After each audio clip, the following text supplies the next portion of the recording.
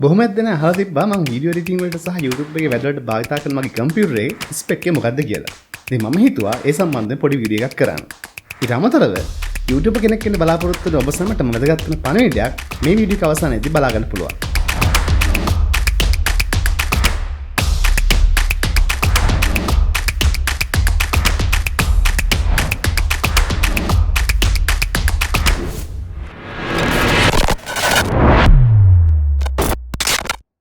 මගේ PC හදන්න ගියාම මම ගොඩක් දුරට සැලකිලිමත් වුණේ ඒ PC එකේ ස්පීඩ් එක සම්බන්ධව.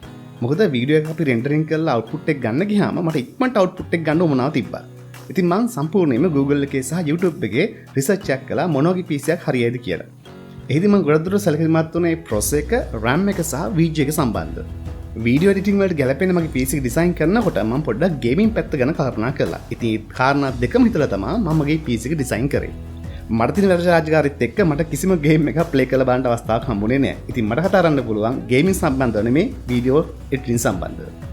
දැන් අපි බලමු මම හදපු PC එකේ ස්පෙක් එක මොකක්ද කියලා. වීඩියෝ එඩිටින් වලදී ගොඩක්ම වැදගත් වෙන දෙයක් තමයි මැෂින් එකේ RAM එකයි processor එකයි. ඉතින් මම processor එක විතර භාවිත කරේ AMD Ryzen ලගේ එන 7 processor එක. ඒ කියන්නේ 2700X කියන processor තමයි මම භාවිත කරේ. මේක 8 core 16 thread processor එකක්. මේකේ base frequency එක 3.7 GHz. නමුත් අපට යන්න පුළුවන් උපරිම frequency එක 4.3 GHz දක්වා. මේක RGB support කරන processor එකක්. ඊට අමතරව මේකේ integrated VG එක ලැබෙන්නේ නැහැ. නමුත් මම separate VG එකක් භාවිත කරන හන්දා මට ඒක ප්‍රශ්නයක් වුණේ නැහැ. එතකොට මේ AMD එන Ryzen 7 2700 එක ඇත්තටම අපි compare කළොත් Intel series එකත් එක්ක ඒක සමාන කරන්න පුළුවන් Intel ලගේ එන Core i7 9700K කියන processor එකට. නමුත් ඒකේ තියෙන්නේ cores 8යි thread 8යි. නමුත් මේ processor එකේ ඔබට cores 8ක් සමග thread 16ක් දකින්න හම්බ වෙනවා. මම motherboard එකට භාවිත කළේ MSI B450 chipset කියන Gaming Pro Carbon AC කියන motherboard එක. මේක overclocking support කරනවා. ඊට අමතරව මේකේ Mystic RGB lighting තියෙනවා. මේ motherboard එක ස්පෙෂල් ඩිසයින් කරලා තියෙන ගේමින් වලටමයි. අනිත් දේ තමයි මේකේ memory slot එකක් ගත්තොත් DDR4 boost technology තියෙන හින්දා මේකේ අපිට යන්න පුළුවන් උපරිම ස්පීඩ් එක 3666ක් MHz දක්වා. මේකේ එන M2 shield එක හන්දා අපිට තියෙන SSD slot එක cooling වලට වගේම protect කරගන්නත් මේක භාවිත කරන්න පුළුවන්. ඒ වගේම මේ motherboard එක Wi-Fi support කරන motherboard එකක්. වීඩියෝ එඩිටින් වලදී VG කියන එක ලොකුවට වැදගත්කමක් නැති වුණාට මේ VG එක මම මුලදී ගන්න තීරණය කළේ ගේමින් වලට වගේම වීඩියෝ එන්කෝඩින් වලදී ගොඩක් වැදගත් වෙන හන්දා. මොකද මේක මම භාවිත කරේ MSI GeForce GTX 1660 කියන Super Ventures XSOC VG card එක. මේක 6GB VG කාඩ් එකක්. මේකේ පෙනුමක් ගත්තොත් තමත් හොඳ ඩිසයින් එකක් තියෙනවා, black and silver ඩිසයින් එකක්. ඒක වගේම මේ VG එකේ එන NVIDIA NVENC කියන එන්කෝඩර් ෆීචර් එක හන්දා මේක ගොඩක්ම වැදගත් ලයිව් ගේමින් ස්ට්‍රීමින් සහ වීඩියෝ එන්කෝඩින් කරන අයට. අන්තික මේකදී සයිලන්ට් කෝලින් වලට භාවිත කරලා තියෙන්නේ TOS 2.0 කියන ලෝකයේ ජනප්‍රියම ෆෑන් වර්ගය. වීඩියෝ එඩිටින් වලදී processor එක වගේම RAM එකත් අපිට ගොඩක් ඉම්පෝර්ටන්ට්. ඉතින් මම යූස් කරේ Corsair ලගේන Vengeance RGB Pro 16GB RAM එක. මම ගත්තේ 8GB RAM දෙකක් විදිහට තමයි භාවිත කරේ DDR RAM දෙකක්. මේකේ ස්පීඩ් එක මම 3200 MHz RAM දෙකක් තමයි භාවිත කරේ. මේක මං RGB RAM එකක් ගන්න හේතුව මේකේ RGB lighting මාරම ලස්සනයි. අපිට මැෂින් එකටත් හොඳ පෙනුමක් ලබා ගන්න පුළුවන්. විශේෂයෙන්ම ඔබ කේසින් එක tempered glass භාවිත කරනවා නම් ඔබට පෙනුම ගත්තොත් එළියෙන් බලද්දී සෑහෙන හොඳ look එකක් ගන්න පුළුවන් මේ RGB Pro RAM kit එකත් එක්ක. මට උමුණා වුණා මගේ data තියාගන්න ටිකක් ලොකු hard disk එකක් භාවිත කරන්න. ඉතින් මම use කරේ Seagate ලගෙන Barracuda 2TB hard disk එක. ඒ වගේ මගේ software සහ Windows ඉක්මනට load කරගන්න සහ ඒවා හොඳට වැඩ කරගන්න ඕන හින්දා මම භාවිත කරා Samsung SSD 970 Evo Plus කියන 500GB SSD card එක. මේක ඇත්තටම අපිට යන්න පුළුවන් උපරිම ස්පීඩ් එක මේ SSD card එකේ 3500 Mbps දක්වා. ඊට අමතරව මේකේ 970 Evo Plus එක ඉතින් කලින් ආපු Evo series එකට වඩා මේකේ ස්පීඩ් එක 53ක් දක්වා තවත් වැඩි කරලා තියෙනවා කියලා කිව්වොත් හරි. power supply එකට මම භාවිත කරේ Corsair ලගේ එන VS series එකේ VS650 කියන power supply එක. ඒතර watt 650ක power supply එකක්. ඊට අමතරව මේක 80+ white certified power supply එකක්. keyboard එක සහ mouse එකට මම ලොකු මුදලක් දැන් කරන්න බලාපොරොත්තු වෙන්නේ නැහැ. මොකද මට හම්බුණා හොඳම keyboard එක සහ mouse එක මගේ වැඩට හරියන්න. ඒ තමයි MSI Viger GK30 කියන gaming keyboard එක. මේක මෙටලික් කීබෝඩ් එකක් නොවුනට ඒ වගේ භාවිත කරන්න පුළුවන් කීබෝඩ් එකක්. ඊට අමතරව මේකෙත් අර MSI mystical RGB lighting තියෙනවා. different zones 6ක් පුරා පැතුරුණු light system එකක් තමයි මේකේ තියෙන්නේ. ඊට අමතරව මම භාවිත කරන mouse එක MSI Interceptor DS-B1 කියන gaming mouse එක. ඒකත් හොඳ හුරුබුටි gaming mouse එකක්.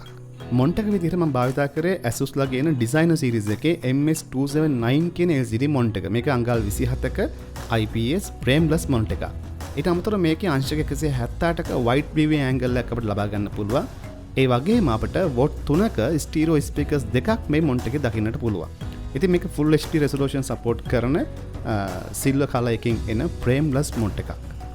ඊළඟ වැදගත්ම දේ තමයි මගේ මැෂින් එකේ casing එක. මම භාවිත කරේ Corsair Carbide series එකේ එන Spec Delta RGB කියන casing එක. මොකද මට උමනාව තිබ්බා ටිකක් හොඳ casing එකක් පෙනුම හොඳට තියෙන, ඒ වගේම tempered glass භාවිතා වෙන casing එකක් හොයාගන්න. ඉතින් මට හම්බුණා මේ casing එක. මේකෙදී front එකේ අපිට දකින්න හම්බෙනවා ලොකු RGB fan තුනක්, ඒ කියන්නේ මිලිමීටර් 120 fans තුනක් අපිට දකින්න හම්බෙනවා. ඊට අමතරව casing එක පිටිපස්සේ මිලිමීටර් 120 exhaust fan එකක් තියෙනවා. හැබැයි මම නම් මේ fan එක අයින් කරලා එතනටත් මම RGB fan එකක් දාගත්තා. වැදගත්ම දේ තමයි මේ casing එකේ top එකේ එන dust filter එක. මේක magnetic dust filter එකක්. ඉතින් අපේ මැෂින් එක ඇතුළට යන්න තියෙන ගොඩාක් dust එක මෙතන රැඳෙනවා. ඊළඟ casing එකේ එන IO panel එකේ USB port දෙකක් දකින්න හම්බෙනවා. ඊට අමතරව power reset switch එකක් සහ combined headphone mic jack එකක් මේක ඔබට දකින්නට පුළුවන්. PC එක භාවිත කරද්දී අපිට අනිවාර්යයෙන්ම හොඳ headset එකකුත් තියෙන්න ඕන හන්ද මම ගත්තා Corsair ලගේම එන HS50 Pro stereo කියන gaming headset එක. මේකේ sound එක හොඳ quality එකක් තියෙනවා සහ mic එකත් ඉතාමත්ම quality එක හොඳයි. ඔන්න ඕක තමයි මගේ PC එකේ spec එක. වීඩියෝ එඩිටින් වලදී ලක්ෂ ගණන් ගණන් කරලා PC එකක් හදන්න ඕන කියලා මම කොයිල් එකක් කියන්නේ නැහැ. හැබැයි අපිට මේ වගේ හොඳ PC එකක් තිබුණොත් ඔබගේ කාලේ ඉතුරු කරගෙන සෑහෙන වැට්ටියක් අපිට කරගන්න අවස්ථාව හම්බෙනවා. මගේ channel එක පටන් ගන්න කාලේ මම ගොඩක් දුරට අධ්‍යයනයක් කරා YouTube එකේ සහ Google එකේ මම මොන වගේ channel එකද කරගෙන යන්න ඕනි, මොන වගේ පහසුකම්ද මං ගාව තියෙන්න ඕනි සම්බන්ධව. ඉතින් ඒ සම්බන්ධව ගැඹුරින් අධ්‍යයනය කළාට පස්සේ මට අවබෝධයක් ආවා මොන වගේ බඩුද මං ගාව තියෙන්න ඕනි කියලා. තියෙනු තමයි මගේ PC එක, මගේ කැමරාව, මගේ ලයිටිං, ස්ටුඩියෝ එක, ඔය වගේ හැම දෙයක් මම ඩිසයින් කරේ. ඔබත් YouTube channel එක පටන් ගන්න ඉන්නවනම් ගොඩක් අය තියෙන ප්‍රශ්නයක් තමයි කොහොමද channel එක පවත්වාගෙන යන්නේ, කොහොමද අපි වීඩියෝ කරන්නේ, කොහොමද light setup එක, අපි කොහොමද AdSense ලබා ගන්න, ඊට අමතරව අපි කොහොමද sponsors ලබා ගන්න. අන්නේ සියලුම දේවල් ඇතුළත් කරලා හදපු වීඩියෝ series එක SL Photo Tutorial channel එක කරන නලින් බින්දක විසින් මේ වෙනට ඔබට ලබා දෙන්න සියලුම කටයුතු සූදානම් කරලා තියෙනවා. මම ඔබට මේ වීඩියෝ සීරීස් එක ගැන කියන්න හිතුවේ මමත් ඒක බලපු හන්දා. මොකද YouTube කෙනෙක් වැදගත් වෙන සියලුම දේවල් මොඩසිට සරලව සෑම දෙයක්ම කිසිම දෙයක් හංගන්න නැතුව ඔහු මේ වීඩියෝ සීරීස් එකේ කියා දීලා තියෙනවා. මේ වීඩියෝ එකෙන් පස්සේ ඊළඟ වීඩියෝස් 13 පුරාවටම ඔයාලට බලා ගන්න හම්බෙවි. මම වගේ channel එකක් හදාගන්නේ කොහොමද, ඒක grow කරගන්නේ කොහොමද, මම වගේ lights කරන්නේ කොහොමද, edit කරන්නේ කොහොමද, sponsorship හොයාගන්නේ කොහොමද, ඔයාලට ගණන් කියන්නේ කොහොමද සහ YouTube income එකේම නැත්නම් AdSense ගැනත් මෙන්න මේ වීඩියෝ සීරීස් එකේම ඔයාලට බලා ගන්න පුළුවන් වේවි.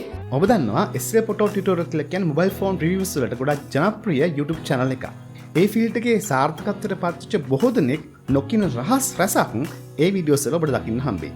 අවුරුදු ගණනාවක් අත්දැකීම් සමග මේ සියලුම දේ කියා දෙන මේ වීඩියෝ සීරීස් එක ඔබට රුපියල් 5000ක මුදලට dreamfirst.com කියන වෙබ්සයිට් එකකින් බලන්න පුළුවන්.